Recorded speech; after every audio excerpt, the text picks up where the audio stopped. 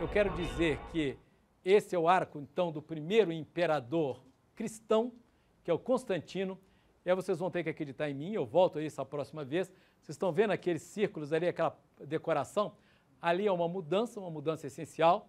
É o início das representações plásticas do cristianismo. O cristianismo, diferentemente dos romanos, a arte cristã não é uma arte realista. Você tem toda uma desclassificação da aparência do corpo, tal. É a ideia de que o essencial não é aquilo que é mostrado por meio do corpo, mas aquilo que está escondido. Ou o corpo é a morada da fé, não é? Ou a residência da alma. Então você tem uma desclassificação do corpo, portanto, a perspectiva cristã, ela não tem mais a ver com aquele realismo brutal romano, ela vai romper com esse realismo, e muito menos as concepções ideais de beleza do corpo humano gregos. Então apareceu alguma coisa nova, é uma nova formação cultural tal que vai alterar, sem dúvida alguma, radicalmente em alguns pontos de vista, toda a história da cultura plástica do Ocidente. Mas vai manter também, vai manter a cultura clássica em certa medida, não é isso? Porque a manutenção da cultura clássica numa Europa dominada por povos ágrafos vai se dever sobretudo à Igreja. No interior do Império Romano havia várias religiões, e essas religiões que apareceram muitas vezes nas províncias romanas. O que eram as províncias romanas? Províncias romanas eram os territórios dominados por Roma, quer dizer, Roma conquistou toda a região ali em torno do mar Mediterrâneo, quer dizer, tanto que os romanos chamavam o mar Mediterrâneo do nosso mar, quer dizer, o mar é nostro, é o mar que nos pertence. Nas províncias em torno do Império Romano, sobretudo nas províncias orientais, no oriente do Império Romano, apareceram muitas religiões, que eram religiões novas, e essas religiões se transferiram para a capital do Império, entre as quais aquela que efetivamente vai dominar o Império Romano é o cristianismo. O cristianismo é uma das religiões orientais. Quando a gente diz que o cristianismo é uma religião oriental, a gente está se referindo ao oriente do Império, quer dizer, ao mar Mediterrâneo, no caso específico a Palestina, porque o cristianismo aparece na Palestina, ele tem vinculações com o monoteísmo hebraico, é uma religião local, não é isso?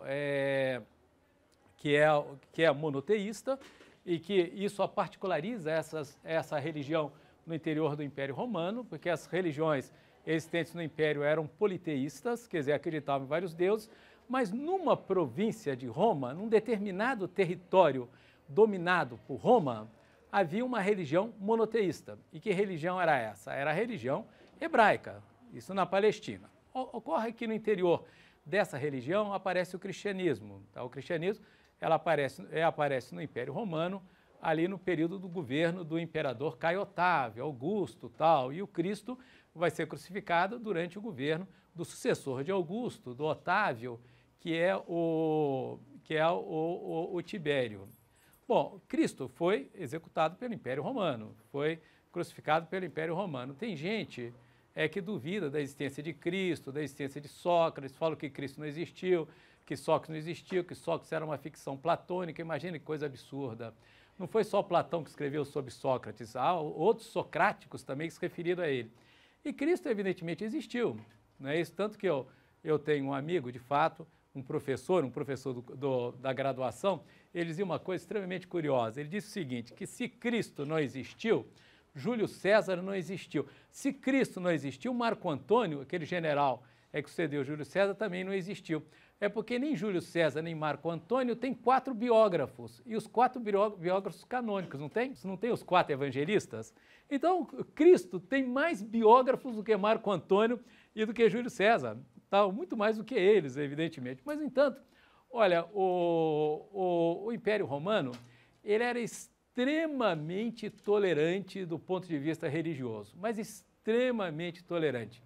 Tá? O Império Romano se tratava de uma dominação política, uma dominação econômica. Ele dominou, como eu disse, toda a região em torno do mar Mediterrâneo, mas do ponto de vista cultural, do ponto de vista religioso, etc., o Império Romano era extremamente liberal.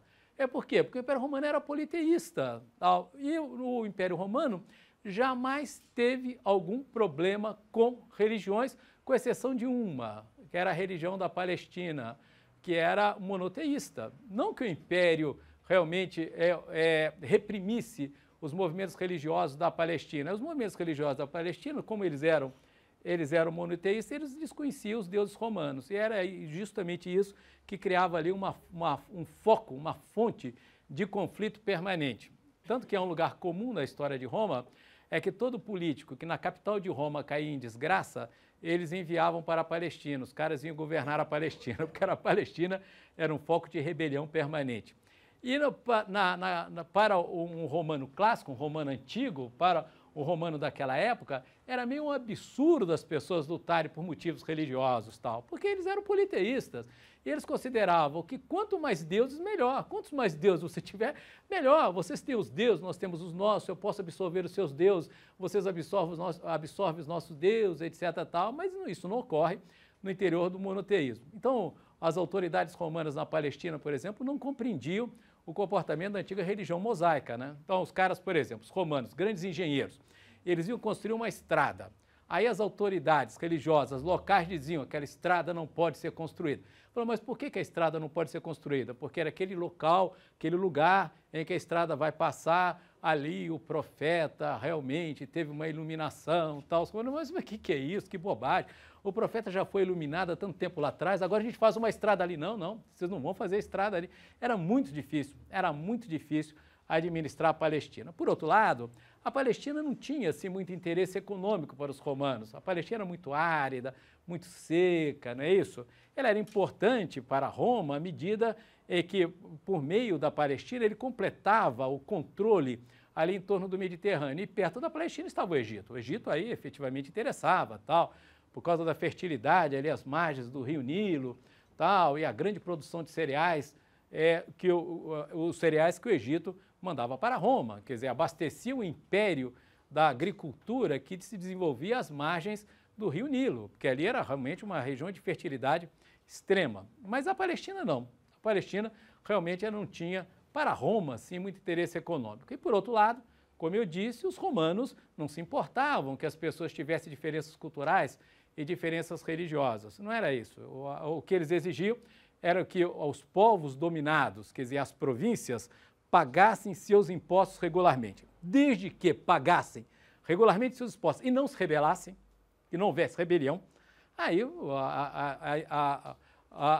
as diferenças culturais e religiosas tal, não tinham para os dominadores romanos, as autoridades romanas, qualquer problema, tá certo? Então, esse é um traço, uma característica muito particular e muito interessante do Império Romano, quer dizer, essa liberdade cultural e realmente a liberdade religiosa. Mas eu volto a dizer que Roma teve um problema com religiões monoteístas, teve problemas com a antiga religião dos hebreus e com aquela que surgiu no interior da religião hebraica, tal, que é o cristianismo. O cristianismo, ele aparece na Palestina, mas depois ele se expande para o Império e ele chega mesmo à capital romana. Quer dizer, há um crescimento do cristianismo na capital, dentro de Roma, no centro do Império.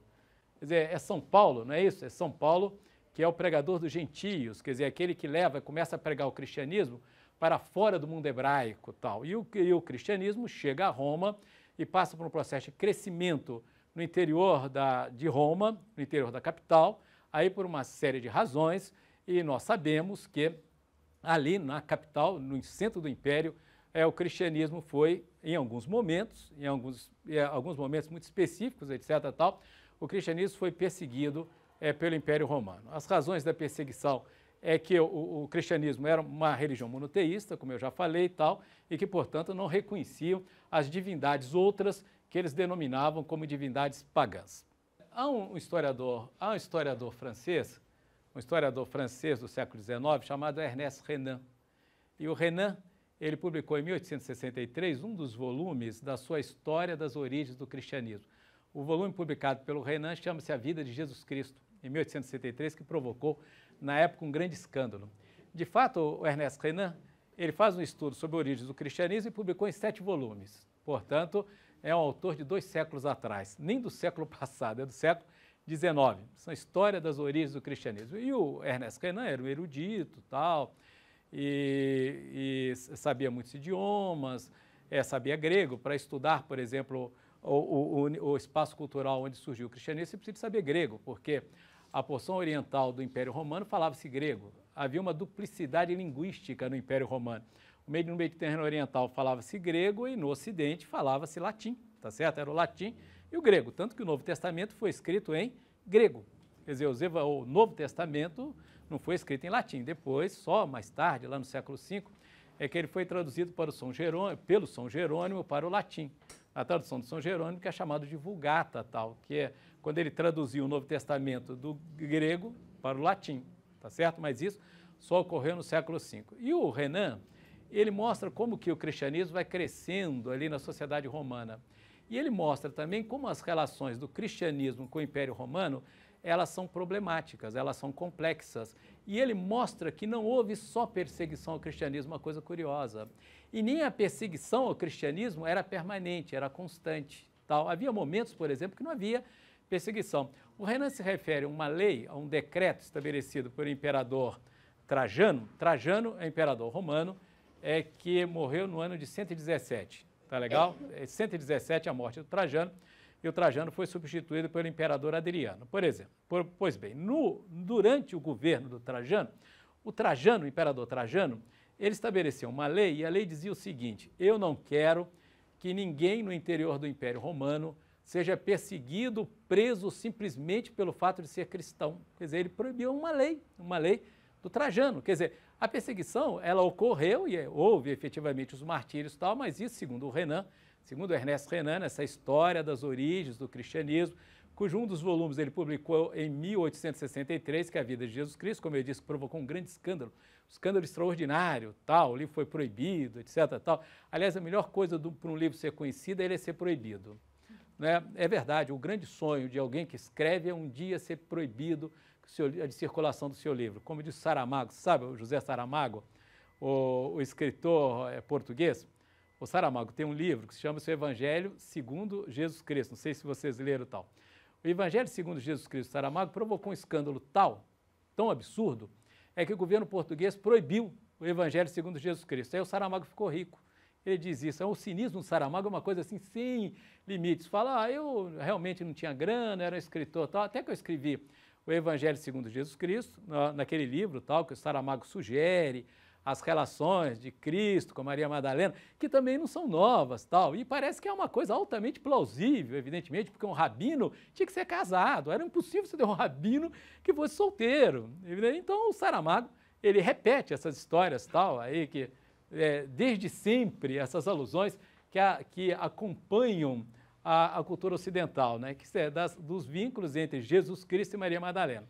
Mas o livro do Saramago provocou tanto escândalo que o livro foi proibido. O Saramago, aí ele vendeu muito livro, aí as edições se esgotaram, aí ele comprou aquela casa na Espanha, naquela ilha espanhola tal, e lá morava com a Pilar, que era a jovem espanhola, que era a esposa do Saramago, não é isso? Então, mas o Saramago dizia uma coisa curiosa: o meu livro, Evangelho segundo Jesus Cristo, provocou um grande escândalo, mas não provocou 1/10 do escândalo da vida de Jesus, o Renan. Quando o Renan publicou em 1863 tal, A Vida de Jesus, uma pesquisa realmente muito erudita, trabalhando com fontes, etc.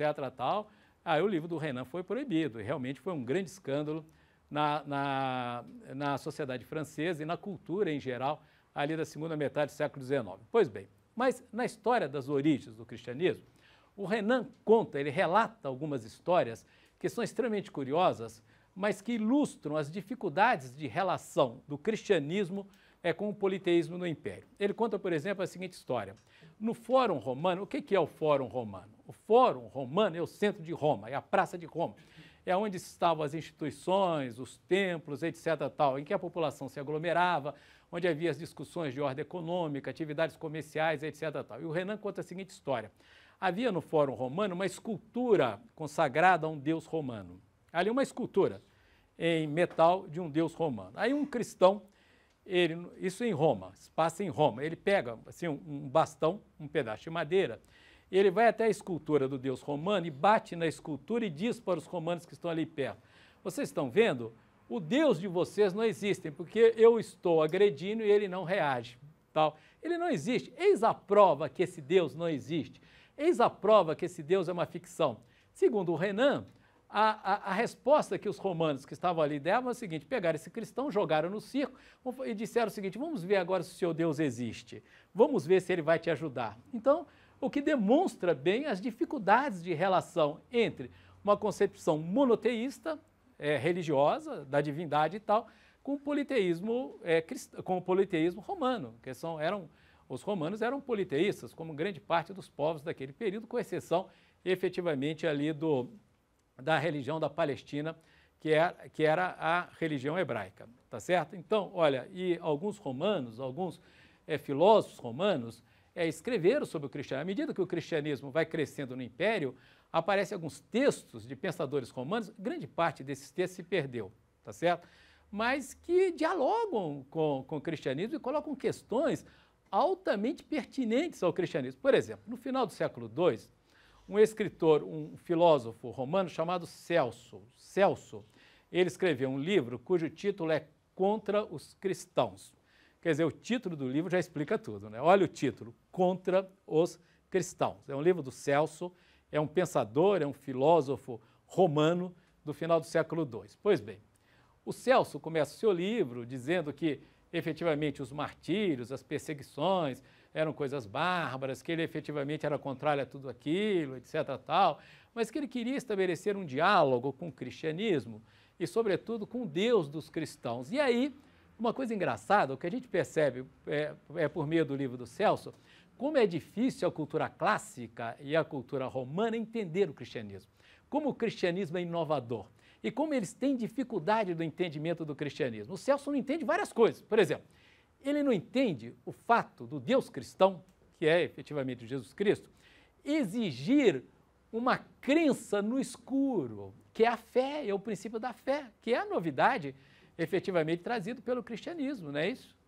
Você tem que acreditar contra todas as evidências, e o Cristo exige isso. E o Celso, ele não entende aquele episódio que se passa em Pentecostes, não sei se vocês se lembram, tal, Cristo foi crucificado, aí depois ele aparece aos seus discípulos, os discípulos estão fechados numa sala, tal, aí ele aparece, e aí há um grande regozijo, era a comprovação que Cristo efetivamente tinha, que era Deus, e havia se ressuscitado, etc. Tal, mas essa é uma história do Celso, desse cara, desse pensador latino, romano, no final do século II. É o Celso que está relatando justamente isso, ele não está entendendo uma coisa. Então, ocorre que entre os discípulos de Cristo que estavam reunidos, faltava um.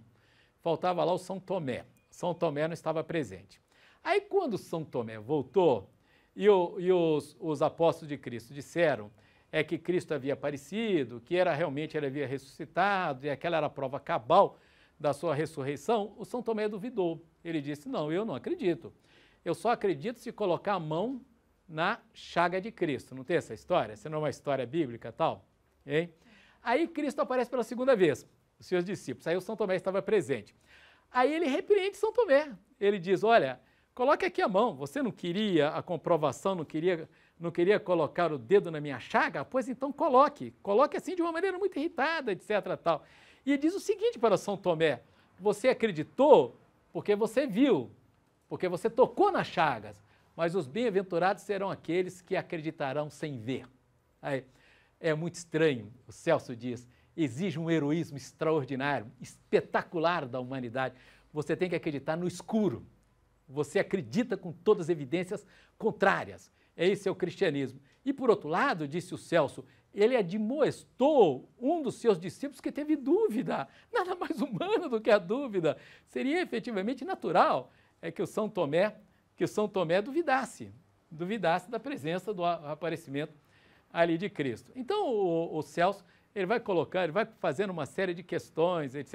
Ele acha também que o Cristo era uma divindade muito irritada, ele era o Baudelaire, aquele poeta francês do século XIX que escreveu As Flores do Mal, ele tem um ensaio extraordinário sobre o cômico nas artes plásticas, tal, e o Baudelaire defende o seguinte ponto de vista, que um sábio não ri, o sábio não ri. E a sabedoria absoluta, que foi o Jesus Cristo, não teve humor, não é isso? Ele vai dizer que o riso e o cômico, tal, estavam presentes na maçã simbólica. Sabe qual é a maçã simbólica? É a maçã da Adão e Eva, a maçã do paraíso, tal. Quer dizer, o cômico é o resultado do pecado original e o riso é satânico, aquela célebre interpretação do Baudelaire. E Baudelaire vai dizer que, por exemplo, a sabedoria absoluta, que foi a divindade encarnada, que foi Deus encarnado, que é o Jesus Cristo não sorriu, não tem humor. Há humor? Nos 4 evangelhos, tem algum momento de humor de Jesus Cristo? Ele riu em algum momento? Ou de segundo Baudelaire, não. Mas ele manifestou a ira em vários momentos. Ele era extremamente irado. Tal. E o Celso conta a história, o Celso não entendeu, por exemplo, o fato de ele ter secado uma figueira. Tem uma figueira que não dá fruto ao Filho do Homem, ao Filho de Deus, aí ele seca a figueira. E o Celso faz o seguinte comentário. Ali, o mais racional era o discípulo que estava ao lado dele e falou assim, mas senhor, ela não pode dar o figo. Não é o período de estação em que ela estava falando assim, não, mas como essa figueira, ela não alimenta o Filho de Deus, ela vai ser, e ele efetivamente a seca. Tal. Então, o Celso faz essa observação também. Quer dizer, o Cristo é uma divindade extremamente irada. Tal. É um Deus, né, quando não o entendem, por exemplo, geralmente ele reage como ele reagiu com São Tomé, etc., de uma maneira extremamente severa. E também, segundo Celso, a ressurreição de Cristo é relatada efetivamente pelos seus discípulos. Por exemplo, quem viu o túmulo vazio foi a Maria Madalena. Aí o Celso, olha como o mundo clássico está com dificuldade de entender o cristianismo. O cristianismo é realmente a novidade. Ele qualifica a fonte. Quem disse que Cristo ressuscitou? Foi a Maria Madalena. Ela foi lá onde Cristo havia sido enterrado e encontrou o túmulo vazio. Então ela propagou para os discípulos a ressurreição de Cristo. Qual é a questão colocada por um pensador clássico, romano, Celso, tal? Nós podemos acreditar no testemunho dela? O testemunho dela era isento? O testemunho de Maria Madalena é isento? Tal? Ou ela teria interesse em argumentar, ou ela estava vivendo uma espécie de delírio e efetivamente ela entendeu, já que ela encontrou o túmulo vazio, é que o Cristo havia ressuscitado. Então, são questões que o mundo greco-romano, a cultura grega, a cultura latina e tal, a cultura grega, a cultura latina vai colocando ali, que vai colocando ao cristianismo. O Celso também não entende por que a divindade, o Deus vivo, etc., tal, não mostrou para a multidão que ele era realmente uma divindade. Porque o que ele fez? Ele se deixou crucificar. E ali, aos olhos da multidão, ele se deixa imolar. Ele foi sacrificado. E, no entanto, mostrou que era Deus para os seus discípulos, quando ele aparece em Pentecostes para os seus discípulos. Olha, ele provou a sua ressurreição para os que já eram convencidos. Seria natural que ele mostrasse para a multidão que ele era um Deus. No momento em que ele foi crucificado, ele poderia ter saído da cruz e poderia ter segurado a cruz com a mão esquerda e mostrando, olha, eu sou Deus, eu sou a divindade, mas eu vou me deixar imolar para o bem da humanidade, tal, mas eu sou efetivamente a humanidade, o Deus, o grande Deus vivo, etc, tal, é a manifestação do Deus no tempo, etc, tal, no tempo e no espaço, né? Ali no Império Romano. Ele não fez isso, diz o Celso. Ele se escondeu da multidão e se manifestou para os seus eleitos, que já estavam convencidos. Eles já estavam convencidos que Cristo era efetivamente a divindade. Bom, em suma, eu quero dizer, eu dei esse exemplo desse autor latino do final do século II, que é o Celso, que escreveu esse livro contra os cristãos e tal, para justamente definir como se deu, qual é a novidade da cultura cristã no interior desse mundo romano.